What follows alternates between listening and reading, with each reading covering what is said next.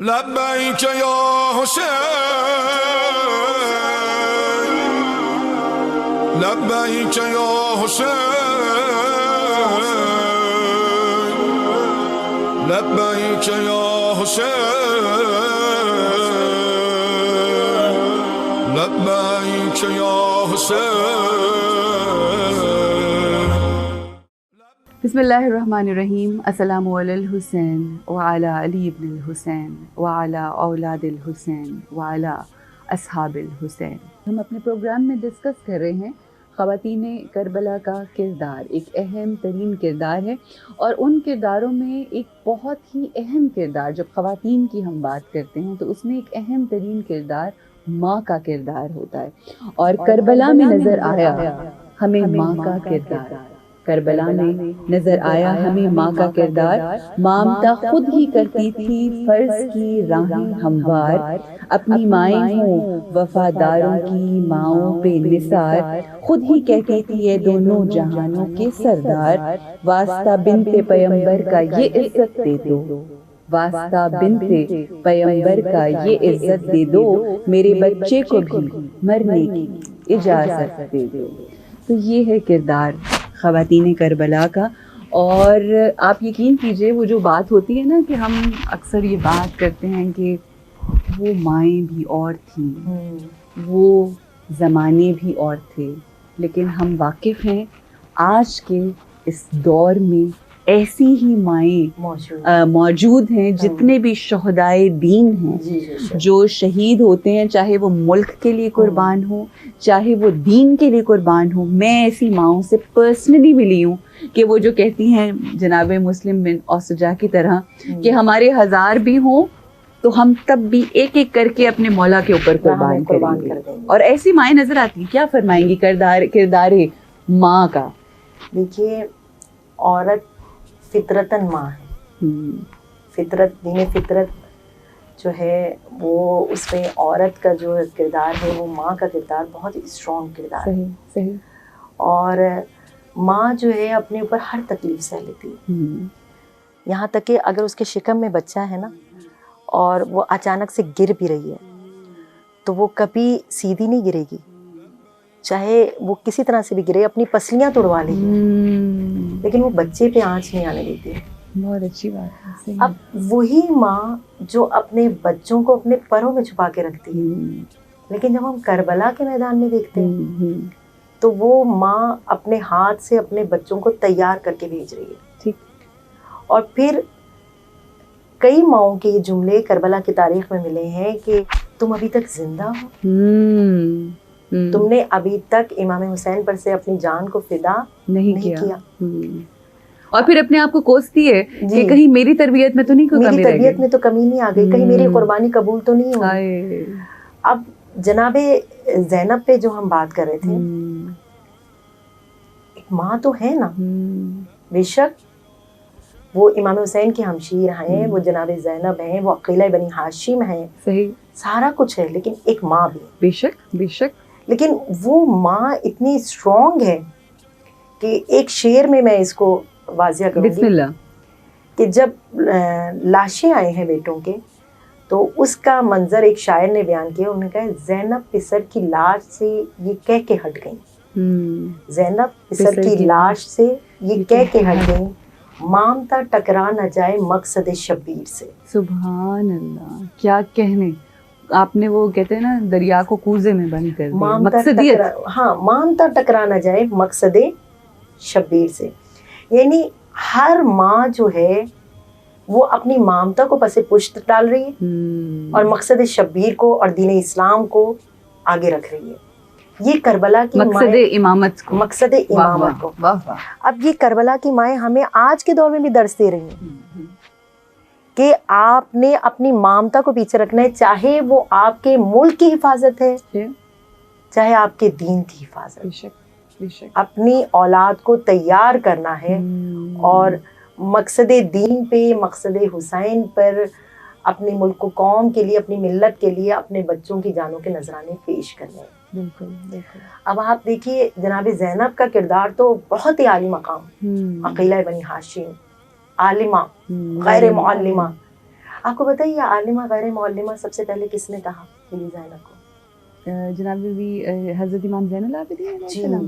جب یزید کے دربار میں جناب زینب نے خطبہ دیا تھا تو پھر امام زین العابدین نے کہا تھا پھوپھی اماں آپ عالمہ غیر معلمہ ہیں. سبحان اللہ سبحان اللہ. غیر معلمہ، عالمہ غیر معلمہ کہ جن کو کسی نے پڑھایا نہیں ہے لیکن وہ علمیت کے اعلیٰ مقام پر فائز کیا ہیں. کہنے، سبحان اللہ. اب جناب زینب تو عالمہ غیر معلمہ ہیں، جناب زینب تو عقیلہ بنی ہاشم ہیں، شجاع ہیں، دلیر ہیں. ابھی آپ نے پروگرام شروع کرتے ہوئے کہا تھا کہ شیر دل، تو اس وقت میرے ذہن میں ایک جملہ آیا تھا کہ شیر خدا کی بیٹی ہیں. بے شک بے شک بے تو شک. شیر دل خاتون. لیکن آپ جیسا کہ میں نے کہا کہ ان کی تربیت یافتہ خواتین، اس میں جناب کلثوم کا کردار دیکھیے. بہن ہے جناب زینب کی، اولاد نہیں ہے. اب وہاں پہ وہ کمی محسوس کر رہی ہیں کہ میرے پاس اولاد نہیں، لیکن یہ نہیں کہ میں بے اولاد ہوں. اس لیے محسوس کریں کہ اگر میری ہوتی تو میں بھی قربانی کیا دوں گی. ارے کیا کہنے. اب وہاں پہ آپ یہ تھنکنگ دیکھیں کہ وہ یہ نہیں کہہ رہی کہ یا اللہ تو نے مجھے اولاد نہیں دی.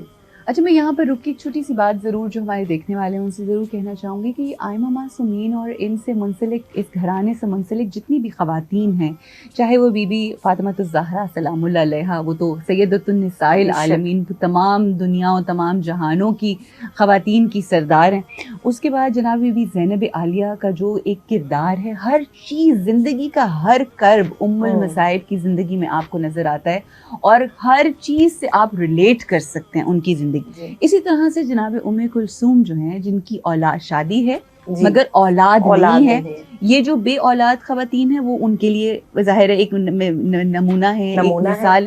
پھر اس کے بعد ایک اور کردار ہمیں ملتا ہے اسلامی تاریخ میں، جناب بی بی معصومہ قم کا، کہ جن کی شادی ہی نہیں ہوئی. تو بہت ساری ایسی بچیاں جو آج کے دور میں اس چیز سے اب تک مطلب نہیں وہ نہیں ہو پایا یا جو بھی ریزنز ہیں.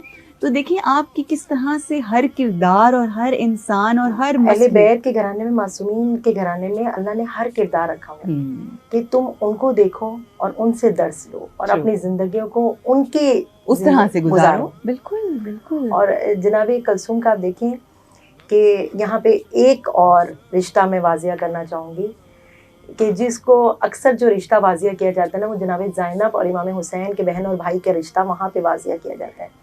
میرے ذہن کی بات کر رہی ہیں. لیکن پھر یہاں پہ جناب کلثوم سے دیکھیے کہ جب وہ یہ تھوڑی سی افسردہ ہو رہی ہیں کہ میرے پاس اولاد نہیں، آج میں قربانی دوں، تو وہ بھائی آئے ہیں، وہ حضرت عباس آئے ہیں. اور حضرت عباس وہ ایک بہن بھائی کی محبت بھی ہے، اور پھر وہ کہتے ہیں کہ میں تو غلام ہوں آپ کا. تو انہوں نے کہا کہ بی بی آپ اپنی طرف سے میری جان کا نذرانہ پیش کریں. سبحان اللہ سبحان اللہ. میں آپ کی طرف سے قربان ہوں. اب یہاں پہ آپ دیکھیے کہ ماں والا بھی جذبہ مل رہا ہے، بہن بھائی والا بھی جذبہ مل رہا ہے، قربانی اور اثار والا جذبہ مل رہا ہے. بہت خوب، کیا کہنے.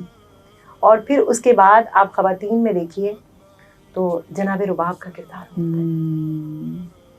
اب دونوں بچے قربان ہو، دونوں بچے، ایک چھوٹا سا بچہ جس کو سفر میں لے کے چلیں، 17-18 دن کا بچہ، 6 مہینے کا، عاشور کے دن وہ بچہ ہے. اب امام حسین نے جب استغاثہ بلند کیا، حضرت علی اصغر نے تو اپنے آپ کو جلے سے گرا لیا. انہوں نے تو امام حسین کی آواز پہ لبیک کہا.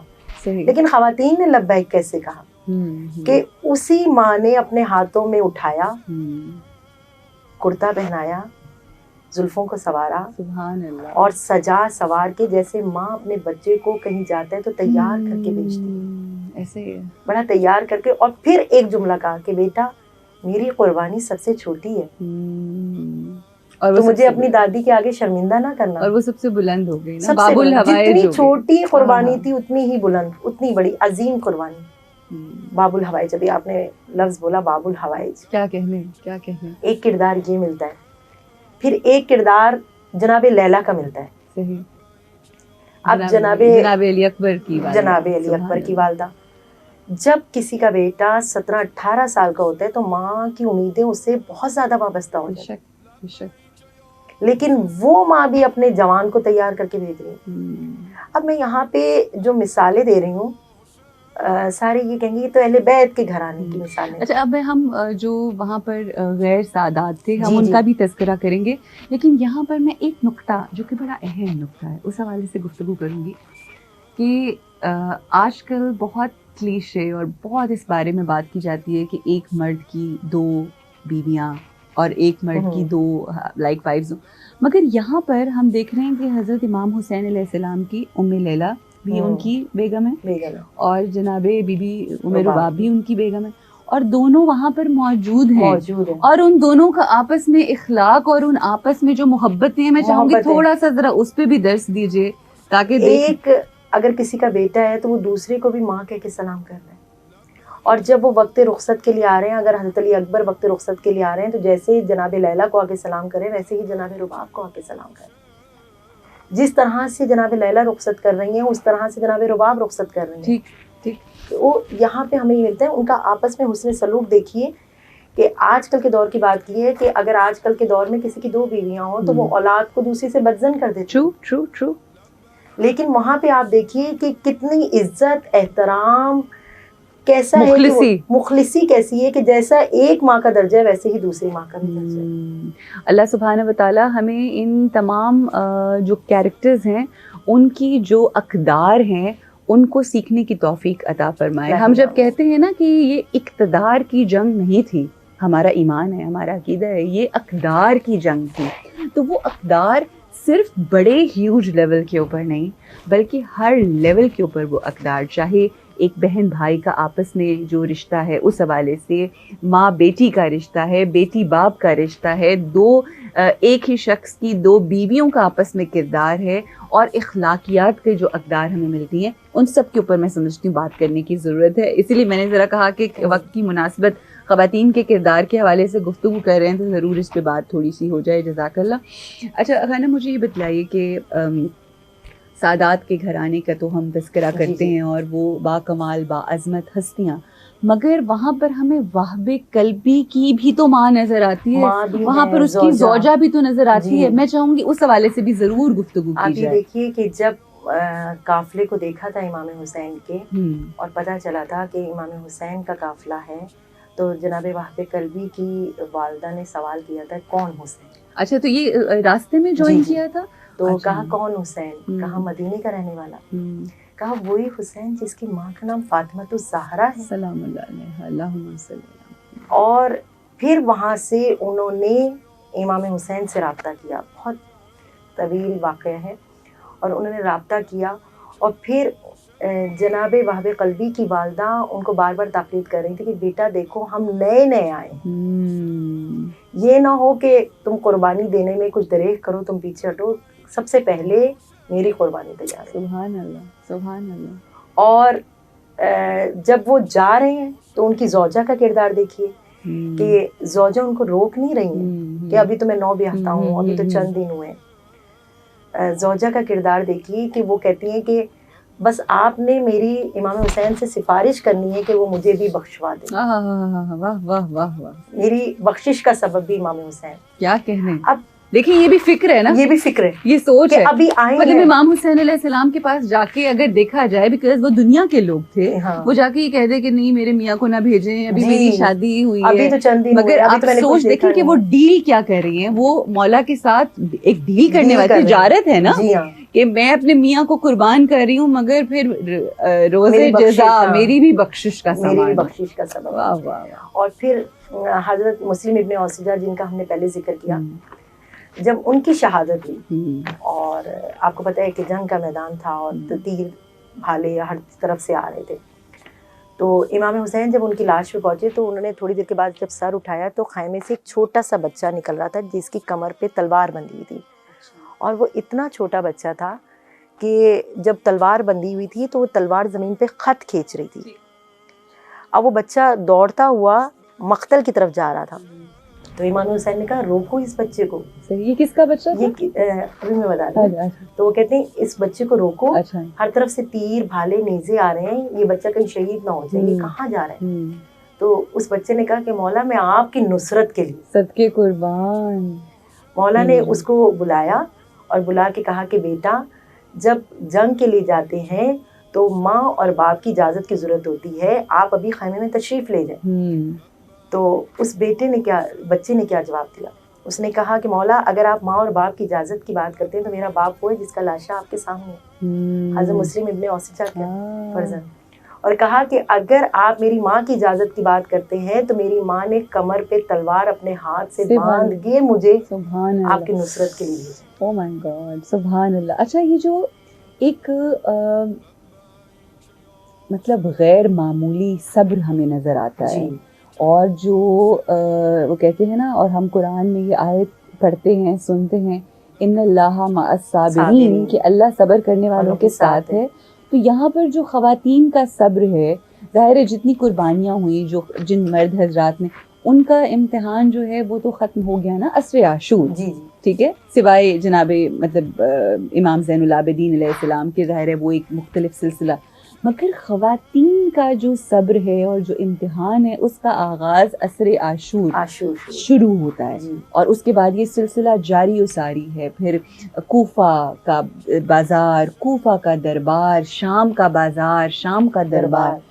کیا صبر جو مثال ہمیں ملتی ہے کربلا کی خواتین سے؟ دیکھیں, صابر کا درجہ اتنا بلند ہے کہ ایک روایت میں لکھا ہے کہ جب اہل جنت میں داخل ہونے لگیں گے, اور سب سے پہلے آپ کو پتہ ہے کہ شہید جنت میں داخل ہوں گے, شہداء جنت میں داخل ہوں گے. جب شہداء جنت میں داخل ہوں گے تو وہ دیکھیں گے کہ کچھ لوگ ان سے بھی پہلے وہاں پہ موجود ہیں. اچھا. پھر وہ پروردگار سے کلام کریں گے اور کہیں گے پروردگار, ہم نے تیری راہ میں اپنی جانوں کے نذرانے پیش کیے, اپنی تکلیفیں سہیں, مصیبتیں سہیں, یہ کون لوگ ہیں جو ہم سے بھی پہلے؟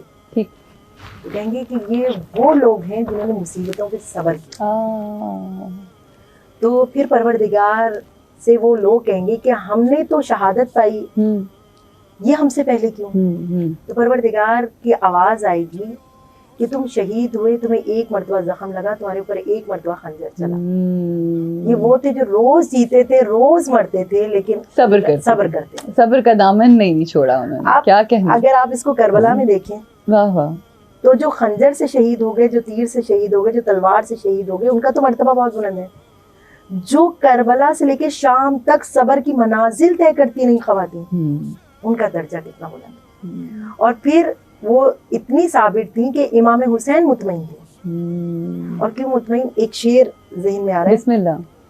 مطمئن تھا اس لیے نیزے پہ سر شبیر کا, مطمئن تھا اس لیے نیزے پہ سر شبیر کا, مرتضیٰ کی بولتی نہج البلاغہ ساتھ تھی. ارے واہ واہ واہ, سبحان اللہ. اچھا, ہم اس بات سے دنیا واقف ہے کہ کربلا میں خواتین کا جو اہم ترین کردار رہا, یہ جو انقلاب آیا, یہ جو انجام ہوا یزید اور یزیدیت کا اہم کردار, میں یہ چاہوں گی تھوڑی روشنی ضرور ڈالیے اس انجام پر بھی جو یزید اور یزیدیت کا ہوا, اور اس کا جو اس کے پیچھے جد و جہد تھی وہ ان خواتین کی تھی. کیسے, کیا فرمائیں گے؟ دیکھیے, باقی تو تمام خواتین کی جد و جہد, جناب زینب کے خطبات, ان کا صبر, یہ سب انقلاب کو لانے میں بہت اہم کردار ادا کیا. لیکن ایک ہستی ہے جن کا ابھی تک ذکر نہیں ہوا, اور کربلا میں ان کا اہم کردار ہے. اور جتنی چھوٹی تھیں, سب کی قربان, 4 سال کی عمر بی بی سکینہ کی. وہ سکینہ کے جن کا نام امام حسین نے رکھا, سکینہ دل کی ٹھنڈک, دل کا نماز شب کی دعاؤں میں, نماز شب میں مانگا پروردگار مجھے ایک ایسی بیٹی عطا کر جو زمانے کو بتائے کہ باپ اور بیٹی کی محبت کیا ہوتی ہے. اب کربلا سے لے کے کوفہ اور شام کے بازاروں میں تو جناب سکینہ بتاتی رہی کہ باپ بیٹی کی محبت کیا ہوتی ہے, وہ تو بتاتی رہی. لیکن انقلاب جناب زینب اور جناب سکینہ کے دونوں کے سر پہ. جناب سکینہ کا کیا کردار ہے کہ جب شام میں قید تھی, قید خانوں میں قید تھیں, تو شام کی عورتیں آتی تھیں شام کے ٹائم پہ, اور جناب سکینہ ان کو ایک کہانی سے سناتی تھی, کربلا کی کہانی. اور جب کربلا کی کہانی سناتی تھیں تو اس میں وہ لوگ, ان کے دل گداس ہوتے تھے, وہ گریا کرتی تھی, اور اس میں سب بتاتی تھی کہ میرے بھائی کے ساتھ یہ ظلم ہوا, میرے بابا کے ساتھ یہ ظلم ہوا, ہمارے ساتھ یہ ظلم ہوا. اور پھر انقلاب کیسے آیا شام میں.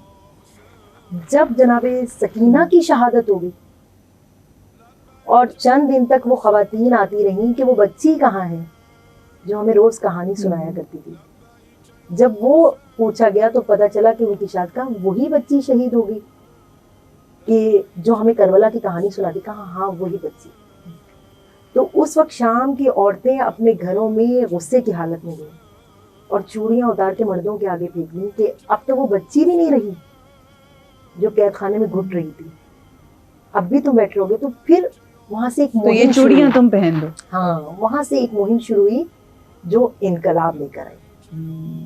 یعنی جناب سکینہ کا وہ ایک بچپنا، وہ چھوٹی حالت میں بھی انقلاب لانا بہت بڑی مگر بات. اس کے پیچھے بھی تو فکر ہے نا، فکر ہے، سوچ ہے. اچھا یہاں پہ میں ایک چیز کو اور واضح کرتی چلوں کہ اکثر جو اہل بیت کی آزادی کی رہائی کی بات ہوتی ہے، اہل بیت کی رہائی جناب سکینہ کی شہادت کی وجہ سے ہوئی. اگر اس میں یہ جملہ بول دیا جاتا ہے کہ یزید نے خواب میں رسول خدا صلی اللہ علیہ وآلہ وسلم کو دیکھا. میں آپ کو بتاتی چلوں کہ جس کو خواب میں بھی رسول نظر آ جائیں اس کے اوپر جنت واجب ہے. ایسا نہیں ہو سکتا کہ خواب میں دیکھا ہو. اصل بات جو تھی وہ جناب سکینہ کی شہادت اور اس کے بعد جو انقلاب جو شامل ان کے بعد انقلاب آیا اور ایک شعور، ایک بیداری جو شام میں پھیلی ہے، اس کی وجہ سے رہائی نصیب ہوئی اور انقلاب آیا. صحیح. تو اگر ہم یہ کہیں کہ اس وہ جو مسخ شدہ جو چہرہ، مطلب جو یزیدی چہرہ تھا، اس کو سر انجام تک پہنچانے میں بی سکینہ علیہ السلام کی وہ شہادت اور ان کی وہ قربانی.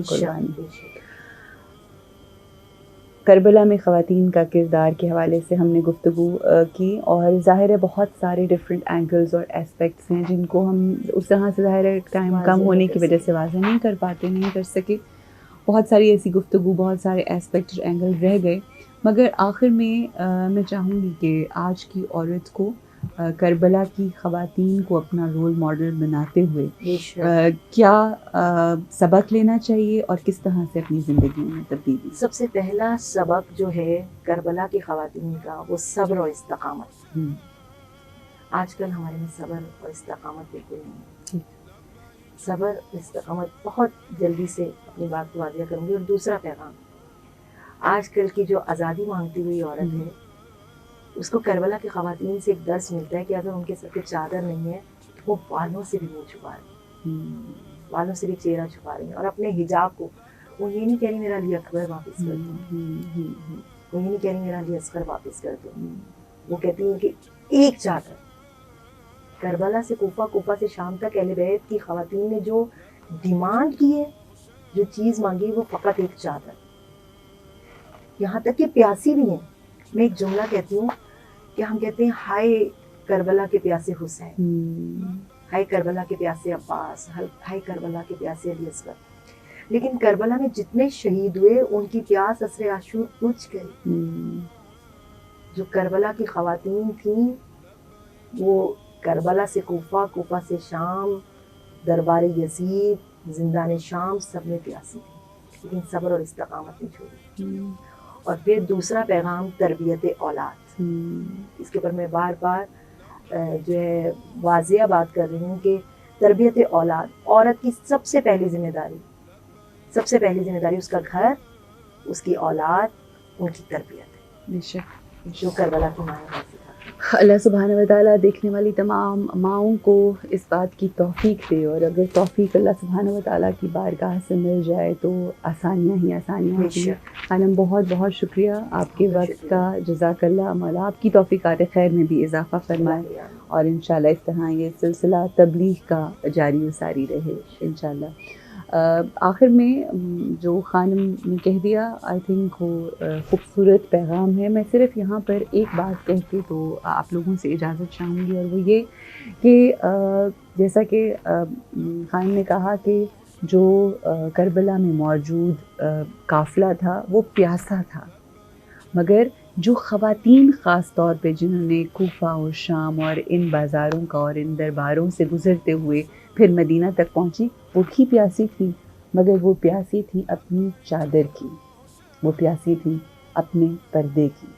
اللہ سبحانہ و تعالیٰ آج کی عورت کو یہ شعور دے دے اور یہ فکر دے دے کہ اس کے لیے اس کا حجاب، اس کی عصمت، اس کی عزت اسی پردے میں ہے.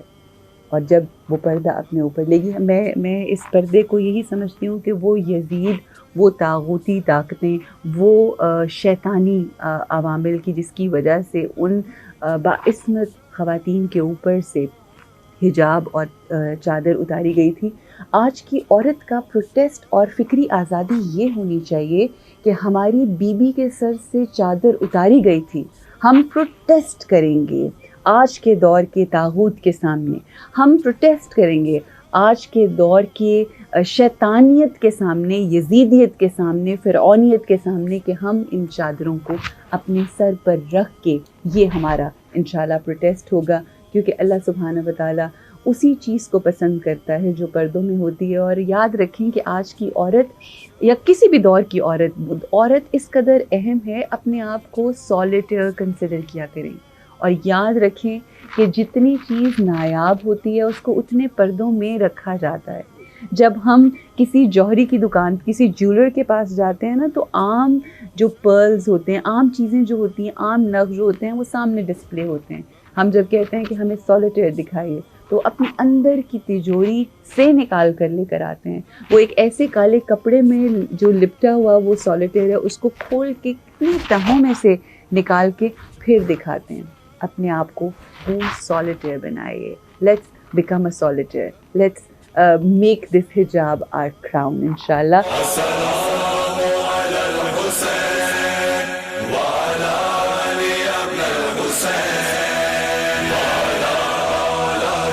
حسین وعلى أصحاب